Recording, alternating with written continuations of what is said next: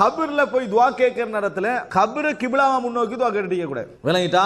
உதாரணமாக நமக்கு கபரு கிட்ட போய்க்கிறேன், இயல்பாக கபரு கிட்ட போறோம், துவா கேட்கிறேன், ஓகே. சிலர் நீங்க பார்க்கலாம் என்னன்னு சொன்னால் அவருடைய கால் மாட்டுக்கு போவாங்க. கால் மாட்டுக்கு போய் முகத்தை இப்படி தான் வைங்களே, இப்படி என்ன செய்யற துவா கேட்கறது. இந்த நடைமுறை அதாவது துவா இயல்பா கேட்கணும்.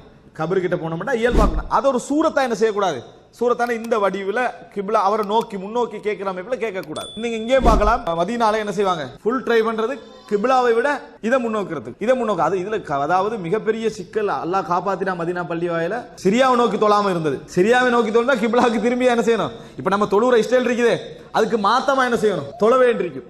அந்த மாதிரி தொழுற அதுல சில டைம்ல செஞ்சிடறாங்க. எங்க அந்த மஸ்ஜிதுல் கிப்லத்தை இருக்குது அந்த பள்ளியில போய் அது செஞ்சான், அதாவது ஆப்போசிட்டா வரும். அப்படியே இப்படி தொழுறதுக்கு மேல இப்படி தொழணும். மதீனா பள்ளியில அப்படிதான் இருந்தது முன்னால, அந்த பகுதி தான் தொழுதுகிட்டு இருந்தார்கள். அதே மாதிரி இந்த கிப்லா முன்னோக்கக்கூடிய சிந்தனை இருக்குதானே, இது இஸ்லாம் அனுமதிச்சு இஸ்லாம் வலியுறுத்திய ஒரு பகுதி.